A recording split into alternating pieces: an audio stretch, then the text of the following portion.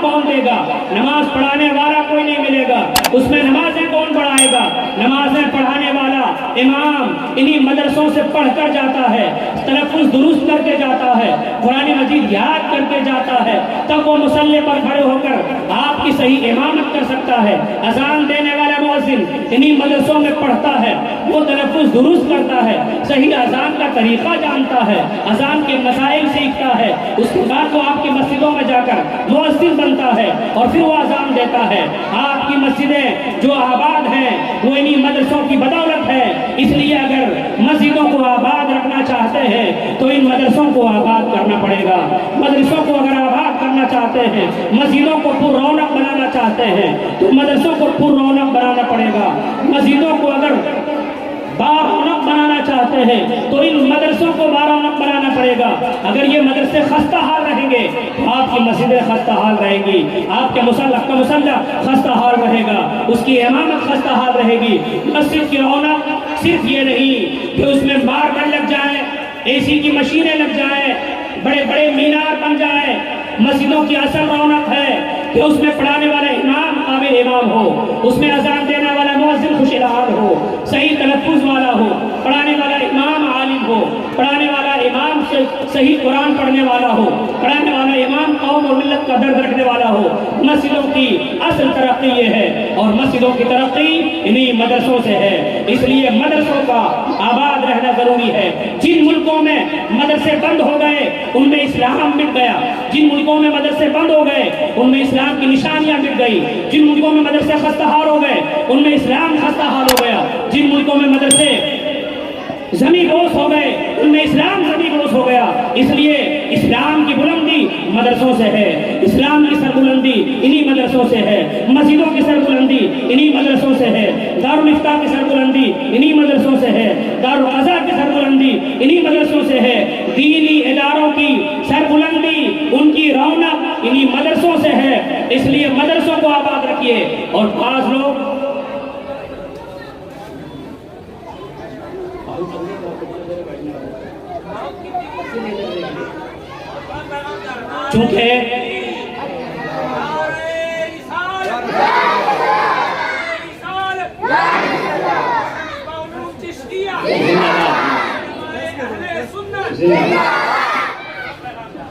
چونکہ بھئی یہ قاری حمود صاحب کا پروگرام ہے اور وہ ٹائٹ آدمی ہے، اصول کے پابند آدمی ہے، تو جب میرا وقت ختم ہوگا وہ فوراً کہیں گے مجھے بیٹھ جائے، تو وقت ہونے ہی والا ہے، اس لیے تھوڑی دیر جب اشارہ کریں گے میں بیٹھ جاؤں گا۔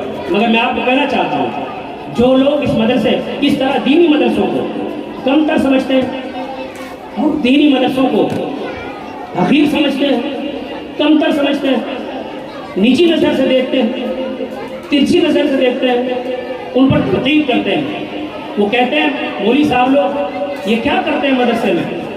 علم دین اصل میں دین اور شریعت کے تحفظ کے لیے، علم دین اصل میں اپنے ایمان کی حفاظت کے لیے، علم دین اصل میں شریعت کی حفاظت کے لیے، علم دین اصل میں دین کے بقا کے لیے ہے۔ علم دین اب لیکن علم دین کو لوگ معاش کی حیثیت سے دیکھنے لگے، اب لوگ علم دین کو بھی معیشت کی حیثیت سے دیکھنے لگے، اب لوگ علم دین کو روزگار کی حیثیت سے دیکھنے لگے۔ جب اس حیثیت سے آپ دیکھیں گے تو علم دین کمزور لگے گا کیونکہ اس میں معیشت نہیں ہے، علم دین کمزور لگے گا کیونکہ اس میں معاش نہیں ہے، علم دین کمزور لگے گا کیونکہ اس میں روزگار کی ترقی نہیں ہے۔ لیکن کبھی بھی علم دین کو آپ معیشت کے اعتبار سے نہ دیکھیں، معاش کے اعتبار سے نہ دیکھیں، روزگار کے اعتبار سے نہ دیکھیں۔ علم دین ہمیشہ دین کے تحفظ کے لیے ہے اور شریعت کی حفاظت کے لیے ہے۔ اگر یہ مٹ جائیں، علم دین بند ہو جائیں، ان کے مراکز بند ہو جائیں تو دین کی حفاظت ختم ہو جائے گی، شریعت کی حفاظت ختم ہو جائے گی۔ اس لیے مدرسوں کو باوقار ہونا ضروری اور پر رونق ہونا ضروری، بلکہ آج کے دور میں مدرسے تو ایسے ہونے چاہیے کہ ان کی عمارتوں کے سامنے 5 اسٹار ہوٹل بھی فیل ہو جائیں۔ آج کے دور میں مدرسوں کی عمارت ایسی ہونی چاہیے کہ ان کی رونق کے سامنے اور ان کی فلک بوس عمارتوں کے سامنے 5 اسٹار ہوٹلوں کی چکاچوند میں مان پڑ جائیں۔ اب دور وہ آ گیا ہے، اس لیے آپ کو ضروری ہے کہ اپنے خرچ سے، اپنی محنتوں سے مدرسوں کو باوقار بنائیں، پرکشش بنائیں، دل فریب بنائیں اور مدرسوں کو کو دیکھ کر, اس کی عمارت کو دیکھ کر اس کی طرف لوگ کشاں کشاں کھینچتے ہوئے چلے جائیں. جیسے اسکولوں کی عمارتوں کو دیکھ کر, کالج کی عمارتوں کو دیکھ کر ہمارے پڑھنے والے لڑکے اس میں کھینچتے ہوئے چلے جاتے ہیں کہ فلاں اسکول بڑا اچھا ہے, اس کی رہائش بڑی اچھی ہے, اس کا لوکیشن بڑا اچھا ہے, اس کا انتظام بڑا اچھا ہے. اسکولوں کے لوکیشن کو دیکھ کر ہمارے لڑکے اس کی طرف کھینچتے ہوئے چلے جاتے ہیں. آج کا دور آ گیا کہ اب مدرسوں میں وہ ٹوٹی ہوئی چٹائی کا دور گیا, مدرسوں میں کھجوروں کا چھپر کا دور گیا. اب وہ وقت آ گیا کہ مدرسوں کو بھی جس طرح اب مسجدیں عالیشان بن رہی ہیں, ورنہ ایک دور تھا کہ مسجدیں کیسی تھی, کھجوروں کی چھپر کی تھی. مسجدیں کیسی تھی, کھجوروں کی ٹہنیوں کا پیلر تھا. مسجدیں کیسی تھی, کوئی سیمنٹڈ تک نہیں تھا, وہ مٹی تھی مٹی. مسجد نبوی شریف میں جب صحابہ کرام نمازیں ادا فرماتے تھے تو ان مسجدوں میں جب صحابہ کی پیشانیاں زمین سے لگتی تھی تو ان زمینوں پر جب بارش کا قطرات ٹپکتے تھے اور مسجد کی فرش گیلی ہو جاتی تو وہ گیلی مٹی صحابہ کی پیشانیوں میں لگ جاتی تھی, اور جب باہر نکلتے تو صحابہ کرام اپنی پیشانیوں سے وہ گیلی مٹی کو صاف کرتے تھے. ایک دور وہ بھی تھا کہ مسجدیں کا فرش گیلی مٹی کا تھا, ایک دور وہ بھی تھا مسجدوں کی چھت کھجوروں کی چھپر کی تھی, ایک دور وہ بھی تھا کہ مسجدوں کے ستون کھجوروں کی ٹہنیوں کے تھے. لیکن آج مسجدیں کیسی کیسی بن رہی ہیں, عالیشان مسجدیں, اس میں لمبے مینارے, اس میں خوشنما گنبد, اور اس میں چمکتے ہوئے ماربل, اور اس میں جسم کو کپ کپاتے ہوئے اے سی کی مشینیں. یہ ساری تو مسجدیں بن رہی ہیں. ضرورت اس بات کی بھی آ گئی کہ ہم مدرسے بھی ویسے بنے, پروقار بنے, عالیشان بنے, دل فریب بنے اور پرکشش بنے, تاکہ ہمارے طلبہ ان مدرسوں کی طرف کھینچتے ہوئے جائیں. آخری بات میں مکمل کروں کہ جو لوگ مدرسوں پہ انگلی اٹھاتے ہیں, ان کی تعلیم کو نہیں دیکھتے اور ان پر کہتے ہیں یہ مدرسے میں کیا کر رہے ہیں, مدرسے والے کیا پڑھا رہے ہیں, مدرسے والے. بعض لوگ کہتے ہیں کہ مدرسے والوں کو کیا تعلیم دیتے ہیں, بعض لوگ کہتے ہیں کہ مدرسے والے زکوٰۃ کھا جاتے ہیں, بعض لوگ کہتے ہیں کہ چندہ وصول کرتے ہیں اور مولوی صاحب لوگ اپنے کھا جاتے ہیں. پڑھائی نہیں ہوتی ہے, بچے کھیلتے رہتے ہیں, بچے گھومتے رہتے ہیں, پڑھائی نہیں ہوتی ہے.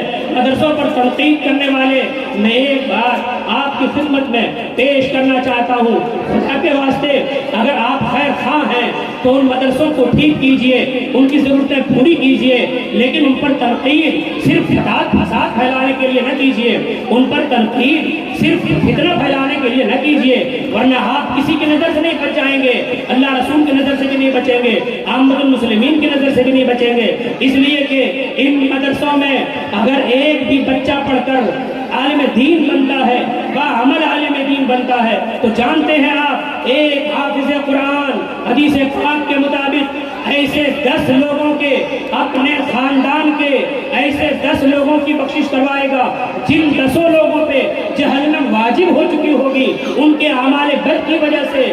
اپنے خاندان کے ایسے 10 لوگوں کو جہنم سے نکلوا کر اور وہ جنت میں داخل کروائے گا. یہ قرآن مجید کی حفظ کی تعلیم کون سی اسکول میں ملے گا آپ کو, اور مدرسوں کے علاوہ یہ تعلیم کہاں پا سکیں گے آپ. اس لیے میں آپ کو ایک آخری بات کہنا چاہتا ہوں, اگر کوئی مدرسوں پہ تنقید کرے, انگلیاں اٹھائے, انگشت نمائی کرے, تو ان کی خدمت میں ایک چھوٹا سا معروضہ ہے میرے پاس. میں تو پوچھنا چاہتا ہوں, جب 5ویں صدی میں شروع میں مدرسہ تھا, مدرسہ بغداد میں مدرسہ نظامیہ تھا, بڑا مشہور و معروف مدرسہ ہے, بڑا عالی شان مدرسہ, بڑے بڑے علماء مجاہدین اور اسلامی سپہ سالار اس میں پڑھ کر نکلے ہیں. مدرسہ نظامیہ یہ نظام الملک طوسی سلجوقی دور کے وزیر اعظم نظام الملک طوسی کا قائم کردہ مدرسہ نظامیہ تھا. بڑا عالی شان تھا, طلباء کا ہجوم تھا, بڑا مشہور مدرسہ تھا. لیکن بعض لوگوں نے اس مدرسے کے بارے میں شکایت کر دی کہ مدرسے میں پڑھائی نہیں ہوتی. اے نظام الملک طوسی, آپ خرچہ دینا بند کر دیجئے, آپ اس مدرسے کو کچھ بھی مت دیجئے, آپ کے خرچ سے مدرسہ چلتا ہے, ٹھاٹ سے مدرسہ چلتا ہے, کوئی ضرورت نہیں باقی رہتی ہے, اس کے باوجود مدرسے میں پڑھائی نہیں ہوتی, اس لیے آپ خرچہ دینا بند کر دیجئے, اس مدرسے کو امداد مت دیجئے, تعاون مت دیجئے. جب یہ شکایت لوگوں نے پے در پے, کئی لوگوں نے شکایت پہنچا دی نظام الملک طوسی کے پاس. نظام الملک طوسی نے کہا میں خود جا کر تحقیق کروں گا کہ مدرسے میں پڑھائی ہوتی ہے یا نہیں ہوتی ہے. نظام الملک طوسی ایک دن اپنے دفتر سے اٹھا اور سیدھا مدرسہ نظامیہ بغداد شریف پہنچ گیا. اور مدرسہ نظامیہ بغداد شریف کوئی معمولی مدرسہ نہیں تھا، بڑے بڑے فقہا، بڑے بڑے محدثین اس وقت زیر درس تھے اور زیر تعلیم تھے۔ نظام الملک طوسی اٹھا، مدرسہ نظامیہ پہنچا تاکہ معلوم کریں کہ مدرسے میں پڑھائی ہوتی ہے یا نہیں ہوتی ہے، ہم جو خرچ دیتے ہیں وہ خرچ کام میں آتا ہے یا میرا خرچ ضائع ہو جاتا ہے۔ تحقیق کرنے کے لیے خود مدرسہ نظامیہ پہنچا، اور صحیح انصاف بھی یہی ہے کہ جس کے پاس شکایت پہنچے اس کو چاہیے کہ خود جائے مدرسہ اور تحقیق کرے اور معلوم کرے کہ مدرسے سے جو شکایت ملی ہے یہ ہوائی ہے یا افواہ ہے یا حقیقت سے بھی کوئی تعلق رکھتا ہے۔ جب نظام الملک طوسی مدرسہ نظامیہ پہنچ گئے معلوم کرنے کے لیے کہ تعلیم ہوتی ہے یا نہیں ہوتی، جیسے ہی گیٹ کے اندر داخل ہوئے تو چونکہ وہ زمانہ الیکٹرک کا زمانہ نہیں تھا، اندھیرا، چاروں طرف تاریکی چھائی ہوئی تھی اور سارے بچے کھیل رہے تھے، کود رہے تھے۔ مدرسے میں دیکھا کہ پڑھائی نہیں ہو رہی ہے، بچے کھیل رہے ہیں، گپ شپ کر رہے ہیں، کھیل کود رہے ہیں، اپنی اپنی باتوں میں لگے ہیں، اپنی اپنی گپیوں میں لگے ہیں، تعلیم نہیں ہو رہی ہے۔ نظام الملک طوسی پورے مدرسہ نظامیہ میں دورہ کرنے لگا، گھومنے لگا، مدرسے کا جائزہ لینے لگا۔ جیسے مدرسہ داخل ہوا ویسے ہی دیکھا کہ صحن میں بچے بیٹھ کر باتیں کر رہے ہیں، کچھ بچے کھیل رہے ہیں۔ کمروں میں گیا تو دیکھا بچے باتیں کر رہے ہیں، کچھ بچے سو رہے ہیں، کچھ کھیل رہے ہیں، پڑھائی نہیں ہو رہی ہے۔ نظام الملک طوسی نے یہ یقین کر لیا کہ ہمیں جو شکایت ملی تھی وہ شکایت صحیح ہے، اس مدرسے میں تعلیم نہیں ہوتی، اس میں پڑھائی نہیں ہوتی، میں جو خرچ دیتا ہوں وہ خرچ ضائع ہو جاتا ہے، وہ خرچ بیکار چلا جاتا ہے، مجھے خرچ بند کر دینا چاہیے، مجھے امداد نہیں دینا چاہیے، مجھے کوئی تعاون نہیں کرنا چاہیے۔ اس کے ذہن میں یہ بات پیدا ہونے لگی اور وہ دھیرے دھیرے اس کے قدم آگے بڑھنے لگے۔ جیسے ہی آگے وہ بڑھا پورے مدرسے کا جائزہ لے لیا۔ مدرسے میں پڑھنے والے بچے نہیں ملے، لیکن جب وہ گیٹ سے باہر نکلنے لگا، ابھی گیٹ سے باہر نکلا نہیں تھا، نکل ہی رہا تھا کہ اسے اپنے بائیں جانب ایک درخت کے نیچے چراغ جلا کر ایک طالب علم پڑھتا ہوا نظر آیا۔ نظام الملک طوسی کے قدم رک گئے، باہر نہیں نکلے، بائیں جانب مڑ کر دیکھا کہ ایک درخت کے نیچے چراغ جل رہا ہے، دیکھیں وہاں کیا ہو رہا ہے۔ جب اپنے بائیں جانب گیا نظام الملک طوسی نے دیکھا درخت کے نیچے ایک طالب علم چراغ جلا کر اس کی روشنی میں علم دین کی کتابیں پڑھ رہا ہے۔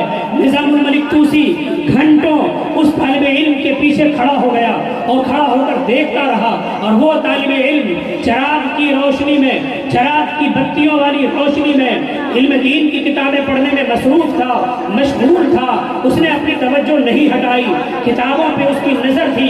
اور نظام الملک طوسی وقت کا وزیر اعظم، سلجوقی بادشاہ کا وزیر اعظم، اس طالب علم کے پیچھے کھڑے ہو کر اس کو دیکھتا رہا۔ ایک گھنٹے سے زیادہ وقت گزر گیا مگر اس طالب علم نے اپنی نظر نہیں ہٹائی، کتابوں پہ نظر گاڑا تھا۔ یہی ایک طالب علم تھا جو پورے مدرسے میں صرف پڑھتا ہوا ملا تھا، باقی سارے بچے کھیلتے ہوئے ملے تھے۔ نظام الملک طوسی نے جب اس طالب علم کو دیکھا تو یہ ذہن بنا کر واپس آیا اور گیٹ سے باہر نکلا، اپنے دفتر میں آیا، اپنے دربار کے لوگوں سے کہا میں نے ذہن بنا لیا تھا کہ میں اس مدرسے میں چندہ نہیں دوں گا، میں اس میں امداد نہیں کروں گا، لیکن سنو ایک طالب علم مجھے پڑھتا ہوا مل گیا ہے، اور اگر وہی طالب علم پڑھ کر کامیاب ہو جاتا ہے تو میرا سارا خرچہ اسی طالب علم سے وصول ہو جائے گا۔ بولے سبحان اللہ۔ وہ جانتے ہیں طالب علم کون تھا، وہ طالب علم وقت کا مجتہد، وقت کا فقیہ، وقت کا محدث، وقت کا فلسفی اور وقت کا صوفی حضرت امام غزالی رحمۃ اللہ تعالی علیہ۔ امام غزالی رحمۃ اللہ تعالی علیہ اس وقت مدرسہ نظامیہ میں تعلیم پا رہے تھے۔ نظام الملک طوسی جو پورا خرچ دیتا تھا، انہوں نے کیا کہا کہ اگر ایک بھی بچہ پڑھ رہا ہے اور وہی بعمل بن کر نکلا تو میری نجات کے لیے وہی کافی ہے، میری مغفرت کے لیے وہ کافی ہے، میری بخشش کے لیے وہ کافی ہے، اور میرا خرچہ اس سے وصول ہے۔ اس لیے مدرسوں پہ انگلیاں اٹھانے سے پہلے لوگوں کو یہ جا کر دیکھنا چاہیے کہ کیا ایک دو بچہ بھی نہیں پڑھ رہا ہے، کیا ایک دو بچے بھی کامیاب نہیں ہو رہے ہیں، کیا دو چار بچوں کو بھی تعلیم نہیں مل رہی ہے۔ اگر چند بچوں کو وہ گھومتا ہوا دیکھ لیا تو اس نے یہ ذہن بنا لیا کہ مدرسے میں بچے ہر وقت گھومتے رہتے ہیں، چند بچوں کو نماز کے وقتوں میں وہ اگر سڑکوں پر دیکھ لیا تو اس نے ذہن بنا لیا کہ مدرسوں کے بچے نماز کے وقتوں میں سڑک پہ دیکھتے ہیں. چند بچوں کو نماز کے وقتوں میں اگر اس نے بازار میں دیکھ لیا تو اس نے ذہن بنا لیا کہ نماز کے وقتوں میں بچے بازار میں کیا کر رہے ہیں. لیکن یہ نہیں دیکھا مدرسے میں جا کر, مسجدوں میں جا کر, کہ نماز کے وقتوں میں مسجد میں کتنے بچے موجود تھے, تعلیم کے وقتوں میں مدرسہ میں کتنے بچے موجود تھے, پڑھائی کے وقتوں میں کتنے بچے مصروف تعلیم تھے, یہ اس نے نہیں دیکھا. اس لیے مدرسے میں, یہ مدرسہ میرے مصطفیٰ کا گھر ہے, یہ مدرسہ رسول اللہ کا گھر ہے. اس مدرسے میں آپ اگر تعاون کریں گے تو اس سے علماء کرام پیدا ہوں گے, نائبین رسول پیدا ہوں گے, اور حضور علیہ السلام کی خوشنودی کا ذریعہ ہوگا, اللہ کی خوشنودی کا ذریعہ ہوگا. اس لیے ان مدرسوں کو مضبوط کریں اور ان مدرسوں میں دل کھول کر چلنے دیں. ان مدرسوں کو مضبوط کریں, ان کی تعلیم مضبوط کریں. مدرسے مضبوط ہوں گے تبھی سارے ادارے مضبوط ہوں گے. اس لیے مدرسوں کو آپ ضرور مضبوط کریں اور اپنی کمائی کے اعتبار سے مدرسوں میں اللہ اور رسول کی رضا کے لیے ضرور خرچ کریں. اپنے اپنے علاقوں کے جو آپ کے مدرسے ہوں گے ان سارے مدرسوں کو دیکھیں. لیکن یہ جو مدرسہ جس میں آپ کے بچے پڑھ رہے ہیں, ان مدرسوں کو مضبوط کریں. اور مضبوط کرنے کا مطلب ان کی عمارت کو بھی مضبوط کریں, ان کے اساتذہ کو بھی مضبوط کریں, ان کے سسٹم کو بھی مضبوط کریں, اس کا نظام بھی مضبوط کریں, ان کے اصول و ضابطے بھی مضبوط کریں. اور ظاہر ہے آپ کے تعاون کے بغیر ان کے اصول و ضابطے مضبوط کیسے ہوں گے, آپ کے تعاون کے بغیر ان کا سسٹم کیسے مضبوط ہوگا. اس لیے مسلمانوں, بچوں کے والدین اور بچوں کے گارجین سے میری یہ گزارش ہوگی کہ آپ اس مدرسے پہ توجہ دیں اور مدرسوں کے اساتذہ کی خیر خبر لیا کریں, مدرسوں کے اساتذہ کی ضرورتوں کو پوچھا کریں اور اپنے بچوں کو ان کے زیر سایہ ڈالا کریں اور ان پر محنتوں کے لیے آپ گزارشیں کیا کریں. انہی چند باتوں کے ساتھ میں اپنی گفتگو ختم کرتا ہوں اور مبارکباد دیتا ہوں ان سارے بچوں کو جنہوں نے محنت کی ہے, جنہوں نے نعتیں پڑھی ہیں, جنہوں نے تقریریں کی ہیں اور انعام کے حقدار ہوئے ہیں. اور وہ بچے بھی مبارکباد کے مستحق ہیں جو آج انعام کے حقدار نہیں ہو پائے, لیکن وہ بچے آئندہ انشاءاللہ مزید محنت کریں گے تو وہ بھی انعام کے حقدار ہوں گے اور اس سے بڑے بڑے انعام پائیں گے. اور جن بچوں کے لیے یہ کتاب اور یہ چیزیں انعام میں نہیں ہیں, ان کے لیے سب سے بڑا انعام جو علماء کرام کی دعائیں ہیں. ان بچوں کے ساتھ علماء کی دعائیں ہیں. اس لیے وہ بچے محنت کریں. اللہ تعالیٰ ہمارے اس مدرسے کے ناظم اعلیٰ قاری افروز صاحب کو اور مضبوط ہمت والا بنائے اور ان کی دنیا اور آخرت کو اللہ بہتر سے بہتر بنائے. انہیں صحت و توانائی عطا فرمائے. وآخر دعوانا الحمد للہ رب العالمین. السلام علیکم ورحمۃ اللہ وبرکاتہ.